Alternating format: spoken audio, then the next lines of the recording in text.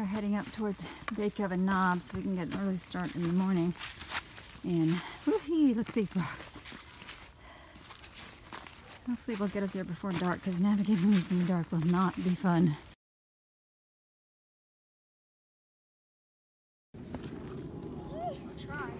Well, there are nice views on either side of the knob, but sadly they're covered with graffiti, which is kind of depressing. Hello. Hello, how are you? Good, how are you? I'm good. Here's the view. It is to people, right? That's for the people. Isn't that pretty? What did they do?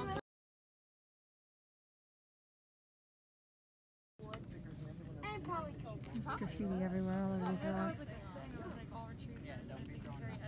I never heard that, but Real shame. I just got out of my tent to go get food bags and I checked the temperature and it's supposed to be about 24 degrees and look at all this frost on the ground. It is downright inchy this morning. This is by far the coldest morning I've woken up to on the trail. This is the Bake Oven Knob shelter. We stayed just near it last night. You can actually see our tents over there in the woods, but there was a picnic table there and a campfire circle, which we did not use, and the trail is literally just right up there, maybe 100 feet, so it's real close to the trail. But it is an old shelter. I think it was built back in the 1930s. And it's showing a little bit of its age, but not terrible. And it'd be probably a warm, dry place to stay if you didn't have a good shelter, but I tend to prefer my tent. And unfortunately, the graffiti that we saw yesterday is carried over to the shelter. Makes me pretty sad to see when people deface things like that. Instead of the good morning climbs that I'm used to, Pennsylvania is serving up good morning rocks. And obviously I can't film as I go through this, but you can see an idea of what I'm navigating this morning.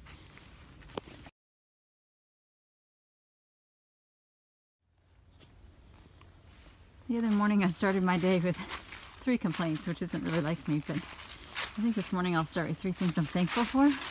Number 1 is those white blazes. It looks like somebody has been out here recently and repainted a lot of the blazes, and I definitely appreciate that because I'd heard that some of these sections were not well blazed at all and it was easy to lose the trail. So far, I'm doing pretty good. I'm also very thankful that it is not raining, even though it was wicked cold this morning. And the rain's coming in, possibly even snow tonight. It's not raining right now, and the leaves are somewhat dry, so it's not nearly as slippery as the trail was just a few days ago. And finally, I'm thankful for good company, because this would not be nearly as much fun if I was hiking by myself. So I'm happy that Mudbug's been able to come out and hike with me, and we're having a good time. I was just hiking along, kind of dwelling in my own head, and I saw this sign, and usually this is like a trail register or something, but this is a welcome sign from the Blue Mountain Eagle Club. Pretty cool. And believe it or not, right now I'm hiking on some pretty level trail, so that's also pretty cool. Alright, break time on the rock pile. We are under some giant power lines with a bit of a view of the valley. Not terribly picturesque, but good place for a break. There are several different trail maintaining clubs in Pennsylvania, and we're just going into a section maintained by the Keystone Trails Association. We just come out of that real rocky stretch by the power lines, and now we have a little bit more open trail, but I don't have much faith that it's going to last for very long. It's PA after all, but I wanted to share something that Mudbug and I decided to do in terms of how we tackle PA in a way that's a little bit more creative than what we've been doing. I mean, when I started up in Pauling, I was going pretty much straight southbound to fill in the gap there, and it was quite a long gap, 420 some miles I think. And as we get into PA, winter is coming. Winter is chasing us, and so we're finding that it's very beneficial to be off trail if possible on the cold rainy nights, so that we can be dry and hike better during the daytime. So with some of the towns, which are unfortunately spaced kind of far apart, we're bookending a little bit. Instead of just going straight south or straight north, we're coming at the town from both sides on different days, and maybe hiking a couple days to get into town and spending the night, and then getting a ride the other direction and hiking back into town again and spending the night, and then going on forward. So we've been doing that for a few days now, and it seems like it's working out pretty well.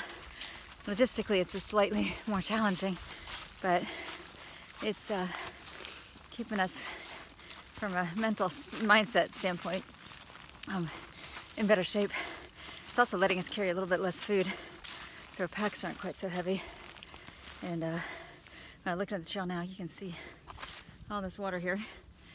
We've had so much of that along the way, so much rain and wetness, that it's been, honestly, it's been a challenge, but we are doing our best and making it work. We're getting near the end of our hike for the day, coming down into Palmerton, and this sign, the North Trail Scenic Route, rejoins AT in 2 miles. We passed it a couple miles back, and I think it's kind of ironic because, yeah, lots of people might fantasize about the AT being the scenic route, but very often it's not. You have to take a blue blaze trail or go somewhere else to get the views. The AT is hard work, hiking, more hiking, rock scrambling, a little more hiking, yeah, a little dodging routes, hopping through mud puddles, going to sleep, getting up and doing it all over again. That's the AT. Well, here's the view coming down to, I believe it's Route 284, 264, outside Palmerton.